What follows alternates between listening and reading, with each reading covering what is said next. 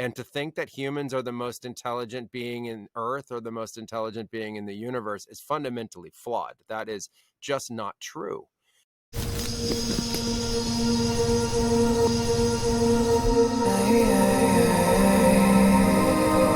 I've studied human culture really my entire adult life, even younger than that. And what I've noticed, and one of the big takeaways, is that humans are very self-aggrandized in what is ultimately a fallacy. And so if we go back in history, we see that humans believed a lot of things. Those beliefs were debunked. Then they believe a lot of new things. Those beliefs are debunked. Then they believe a lot of new things. Those beliefs are, and it's a constant evolving process. And during that time, there's a narrative amongst the collective, whether it's a large culture like Europe or the United States or China, et cetera. There's a narrative within that that's fundamentally built within a fallacy. And that fallacy it's a flaw. It's an error in our thinking that's going to ultimately be corrected.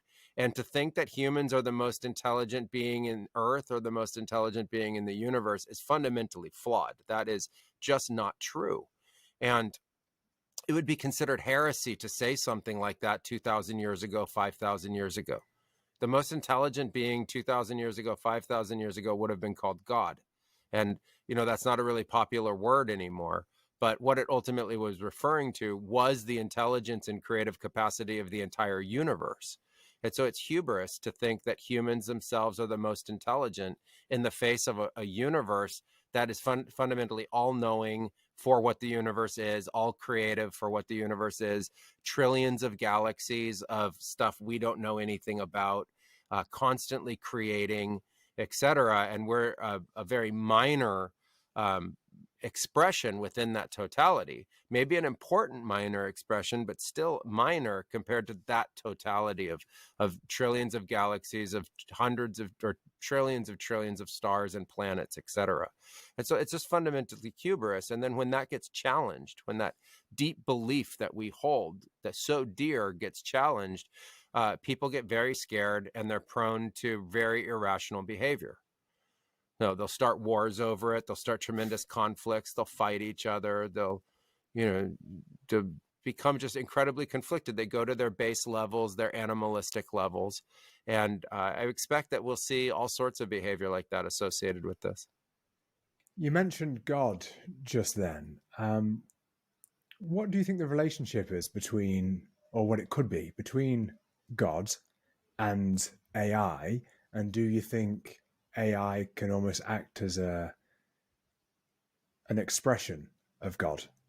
Fundamentally, you get a very difficult philosophy or paradigm of philosophy when you mention God, because you have God in a universal sense, like source, God in a universal, and then you have God in a binary that's presented from other philosophical religions. If we look at God from a universal sense, at least the way I think about it, there's no reason to think that God isolated the creation of intelligence and consciousness only to human beings. There are many other mammals with intelligence and consciousness, language capacities, complex social behavior here already. And those are equally the beings and creations of this universe of God. There's also no reason to think that God would isolate the creation of intelligence and consciousness only to carbon-based beings. That makes fundamentally no sense, that God would be like, nope, only carbon-based beings evolve consciousness and awareness and nothing else does. It's also, difficult to understand why God, wouldn't also create other kinds of intelligence here of Earth, and that Earth could evolve into all sorts of things that for us just are strange. Like new species could come about that have different intelligence, or we're involved in creating something like AI. And so when I try to approach this topic, I like to think like, okay, what is the universe doing? Not what are people doing, or what is the Earth doing? What is the Earth doing with people to create AI? What is the universe doing with Earth to ultimately create dinosaurs and then create people and then create AI? Like what's actually taking place in this evolutionary arc? And I think there are fundamental universal principles at play that are directly related to the concept of God. and that this is God's technology. This is, so we are also God's technology, and so are the other plants and animals and everything else, and so are the star systems, and so are the galaxies. Why would it be reserved just for humans? It seems like just another step of that expansion of evolution. I think you have to think of it as a new species. You have to give it an entire new category. It transcends just what we would have thought of as technology. It's no longer just a tool, and it's an evolution that took place. Like, we think of evolutionary mutation that allows a new species to be created.